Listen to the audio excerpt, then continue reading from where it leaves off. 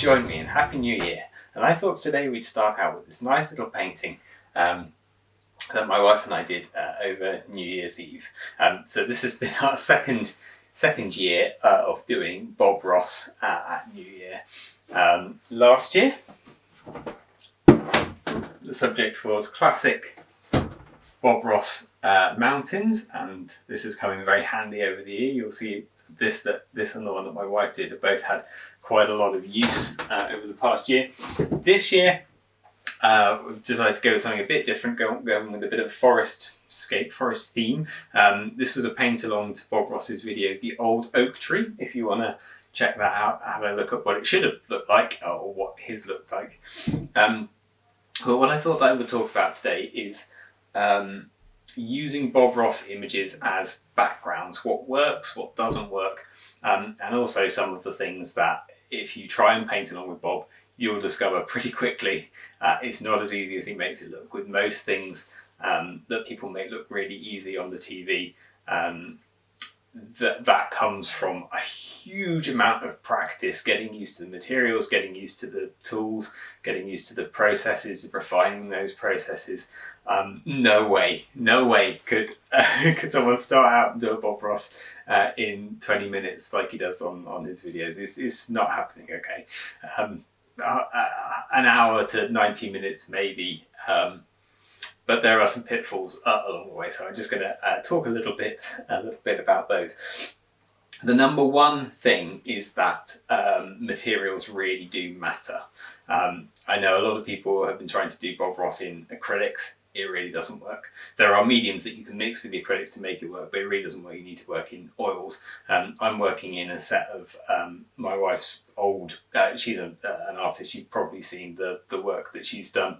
I did a video with some of it in back in the summer. Check it out, sollysolomon.com. Newly redone website. It looks very, very smart, very pretty. So do go and check it out if you're interested. But I'm using some of her old oil paints, and they're fairly, the ones I'm using, not the ones she's using, this is why I've got the old ones. The ones that I'm using now are fairly cheap, and they are quite oily. So one of the things that Bob says is that you need a very firm paint to do what he does, and that's true. You do need a really firm paint. If you're using a very oily paint, it's just going to slide all over the place. He calls it mud mixing, and that is really going to happen. So there is a technique, Google it and you'll find it quite easily, where you can put baking paper down and you can put the oil paints on it and let the oil seep into the baking paper and spread out, and your paint gets much firmer, and that can get you some way towards the Bob Ross paints. But I'm sure, I've never used the actual Bob Ross paints, but I'm sure if you did use the actual Bob Ross paints, you'd find that they do what you see on the video a lot more than the cheap oil paints do. I'm also not using this one in the video. Bob Ross put liquid clear on here. I haven't put liquid clear on here, or liquid black, or liquid white, or anything. Nor have I put magic white or magic black. I don't know if you do magic black. Magic white basically was the product that Bob Ross started using, and then he refined it slightly and renamed it and called it liquid white to do his own brand. But magic white was a product beforehand. Essentially, what he's working with is wet on wet medium. Essentially what he's working with is a linseed oil and a thinner, and with magic white it's got a bit of titanium white in, and with liquid black it's got a bit of, what's the black he uses? Can't remember. It's not the black we've got, Mars black. Don't know, can't remember. Anyway, with black in it, basically it's paint and it's linseed oil and it's a little bit of thinners. So all I've used on here is a bit of linseed oil with a little bit of odorless terps in it, and that's worked quite nicely. One thing you have to be really, really careful with is not to apply too much. My wife won't let me show you the one that she did, because she put a bit too much on and everything was just sliding everywhere, couldn't control anything, not at all. I erred slightly the other way, and I put a very thin coat, scrubbed it on, and then wiped most of it off with the kitchen towel. I think I took off too much, so I did slightly the other way. So the amount of medium that you have on the canvas to start off with is really, really important for getting it to work. Brushes are also really important. I haven't got Bob Ross brushes. We're using these standard decorator's brushes, and as Bob warns you in the videos, these do not work. These are far too soft. The ones that he uses are natural bristles, and they're really quite thick, and I think maybe a hog's hair brush of this size would be much better than these ones. These ones are thin and slidey, so that you don't get the nice kind of tuftiness, and you can hear it when he's bashing it into the canvas. You can hear a really good noise. You don't get them on these. So one thing that I do want to do for the future is invest in maybe not the Bob Ross brushes, but in some better brushes for doing this. It's very easy to think, oh, it's a standard 2-inch house brush. It's not a standard 2-inch house brush. We do have palette knives and some of the round artist's brushes, but the big brushes that do most of the work, we're using these. They do all right. This is a sky entirely done using those brushes. It works, but it's not quite as good as a Bob. So that's a couple of things that you need to be aware of if you're doing Bob Ross paintings. The things to bear in mind with if you're doing Bob Ross paintings for miniature war games as well are particularly important. I'm just gonna pop this one off. This is still slightly, it's oil, so it's still slightly tacky. It's been, where are we, 4 days? It's still a little bit tacky. It's not going to come off of my finger, but just be aware, oil takes a while to dry. And you might notice we're in the kitchen today. That's because my wife's doing a call upstairs, and this is the house with the best light in it. So the room in the house with the best light in it. So this is why I'm down here. So here we are. This one, last year's mountain painting. Now, if you watch a Bob Ross, I can't remember the name of this video, but if you actually watch the video, there's a lot more foreground. Okay, the horizon line is much further up. Typically, Bob Ross is working in the rule of thirds. Okay, so the sky generally comes to either a third or 2/3 down the painting. It's generally sky, then mountain for a third, then foreground for a third is the way it is. It's a common art thing to work in thirds. It's quite pleasing for the eye. But if you're doing that, that gives you a lot of foreground. So either you have to make that really plain, or your stuff is going to start looking out of scale if you're photographing miniatures in front of it. So here I've brought the horizon line right down, so that when I'm down in line with the miniatures, I'm not getting a sort of whoop uplift at the end.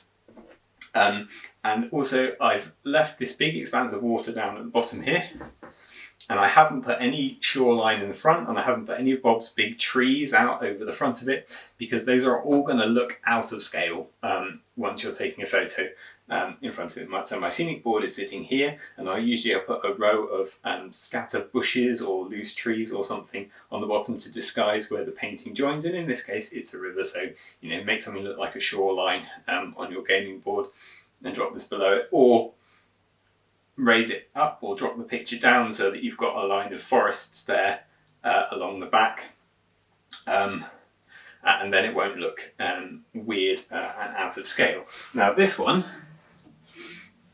if I bring this one back, Bob's one here has a really big tree down the middle. Big trees, maybe that's fine in fantasy, but this one I wanted to see if I could get trees that kind of look in scale with a mini photograph. So a miniature is about that size. So obviously if they're right up against the canvas, that's not going to look right. But if I bring it out here, and I should have brought a figure out here to show you, but I can't go and get one now. If I bring one out to that size, that looks about right. So I could photograph a miniature here. The background will be well out of focus, but that's fine because I don't want to distract from the miniature. But that's about almost a metre between the canvas and the miniature.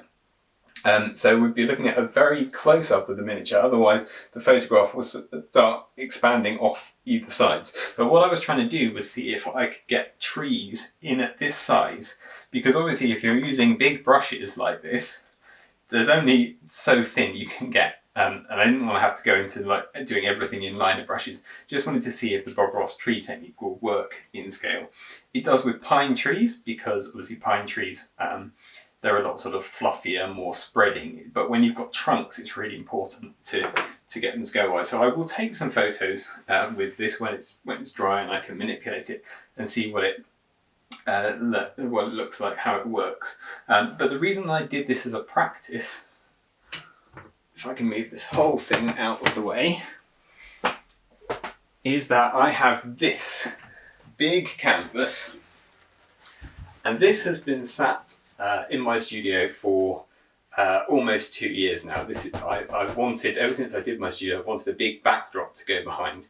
And part of the plan with this is that it's going to be able to be dropped down, so that if I want it to go behind the mountains that I've got on my terrain board and with the big rock formations, I can drop it down so that it's mostly sky and the tops of big rock formations, and I'm going to have a big mountain, of course, in here in the background. But if I want to have it with a flat board in front of it, I can lift it up and have forest in where this black area is.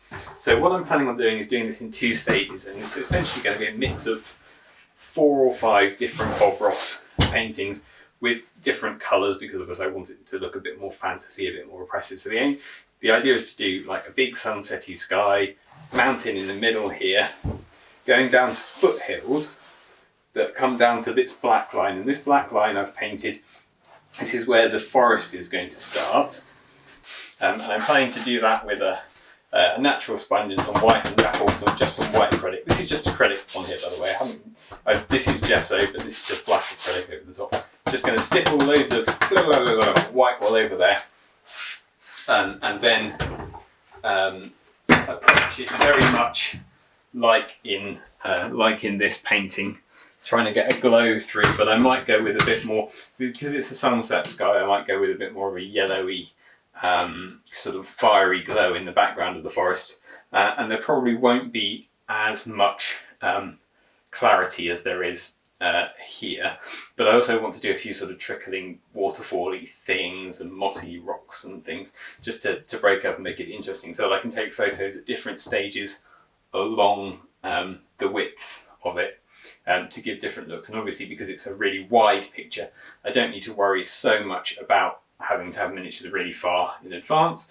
but I want it to look good from my perspective up against the end of the table, so that I can play games up against it. I don't just want it to be a photography background. So I'm going to try, I've got a couple more small canvases, I'm going to try those, see if I can get these trees to look a bit more in perspective, try and get the techniques a bit better, particularly this mountain breaking technique here. It's done all right here, but I've looked at a few tutorials and picked up a few tips on making paint break.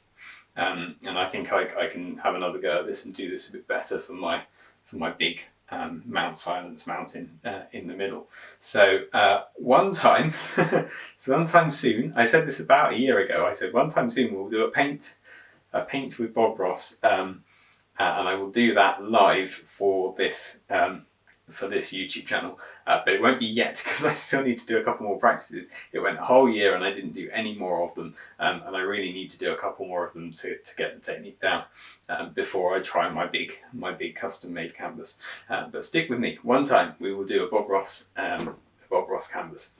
And something else that I forgot to mention earlier on in the video when I was talking about things that may be not apparent when you're watching a Bob Ross video through.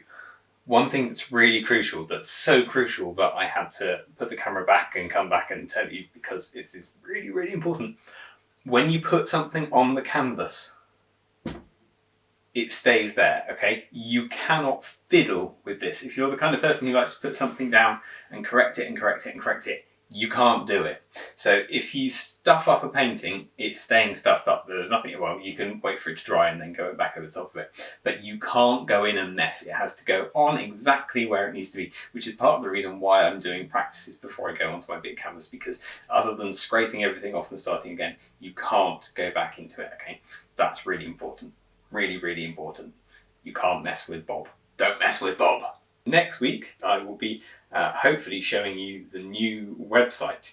So stay tuned for that. There will be special launch deals, and I'll also be telling you a little bit about our exciting newsletter that is sort of linked to the website. So come back next week. In the meantime, stay safe, take care, and God bless, my friends.